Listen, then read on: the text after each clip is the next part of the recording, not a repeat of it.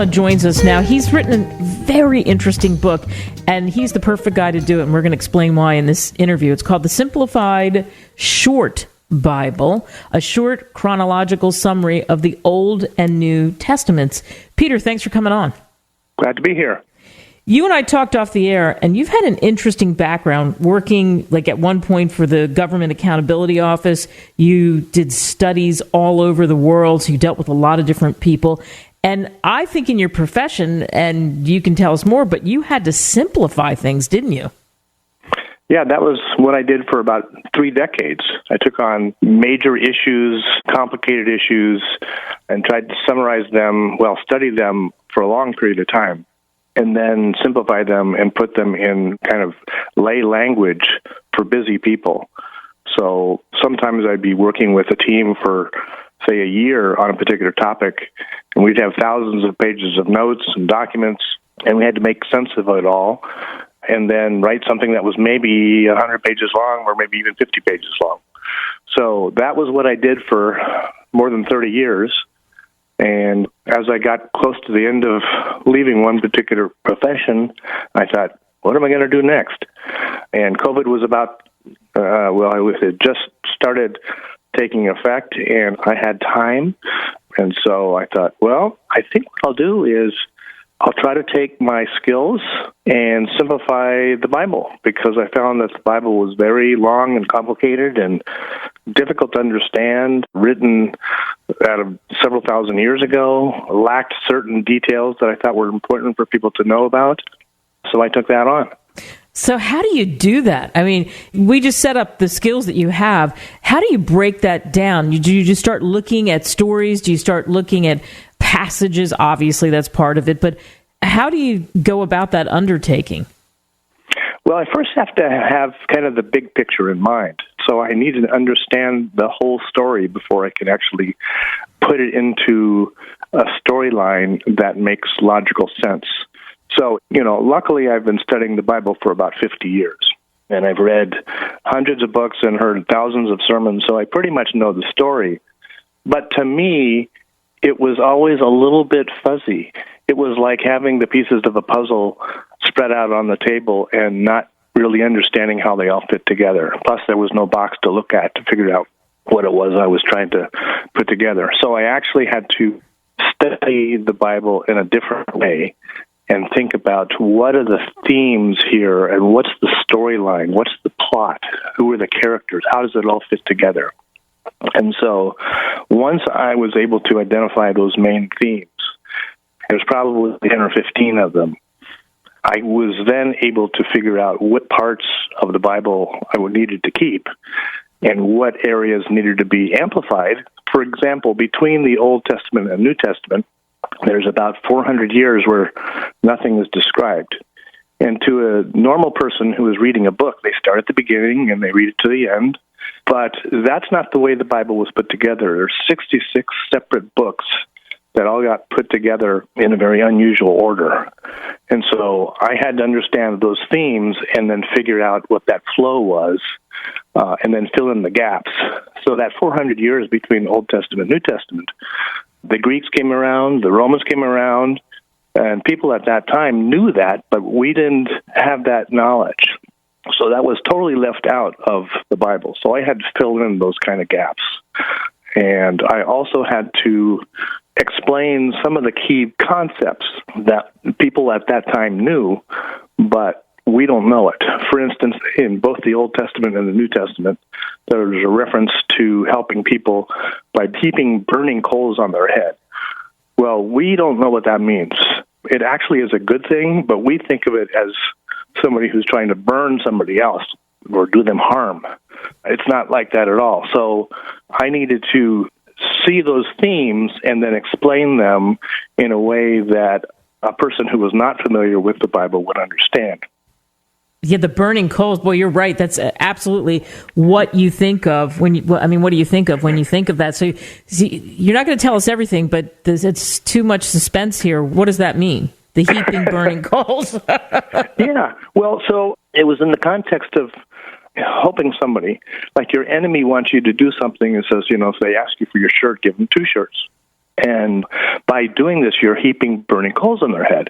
Well, at that time, people were making fires for warmth out of coal or, kindling. But when a person was running out of coals, they would go to other people's homes and say, "Can I borrow some coals?" And eventually, you had enough to get your fire going. At that time, they carried things on their head, like they do now in many parts of the world. Sure. That's what they do. So when you heap burning coals on their head, you're actually giving them lots of coal for their fire, so they don't have to go around to lots of people. So it's a really extravagant way of treating somebody who's actually your enemy, which is, love your enemy. I mean, that's one of the themes in the Bible. So the heaping burning coals is actually loving your enemy in an extravagant way, and by doing so, it actually causes that enemy to think, what's going on here? Why am I treating this person in a bad way? And it actually can result in a more peaceful relationship between the two parties. So interesting. How many people have gone through that and have no idea? They just skim over it and have no idea whatsoever what that means, and you just explained it so brilliantly. So again, this is the Simplified Short Bible, a short chronological summary of the Old and New Testaments. And you talk about 10 to 15 themes, main themes. And so obviously people need to get it and then they can find out what they are. But tell us another one. I think many of the themes are very relevant to today's world.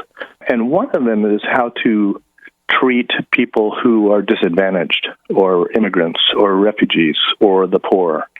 And one of the themes in both the Old and the New Testament is compassion for people who are disadvantaged in some way. And you see that it goes throughout the whole Bible. And to me, that's something that we need to hear, because we seem to lack compassion for people who need help. Yeah, well put. That's it. I mean, and you see that weaved in, but I think, again, that's something that may get lost in some of what we don't understand because of the way, as you say, the Bible is written. What do you ultimately hope, and you're saying it, that people take away from reading your book? Well, I hope people understand the big picture. And I would say that when I started this project, even though I had been studying the Bible for 50 years or more, I still didn't really understand it. Being a Christian, I knew the New Testament very well. But the Old Testament kind of was like little bits and pieces that seemed to relate to the New Testament, but it really didn't hold together.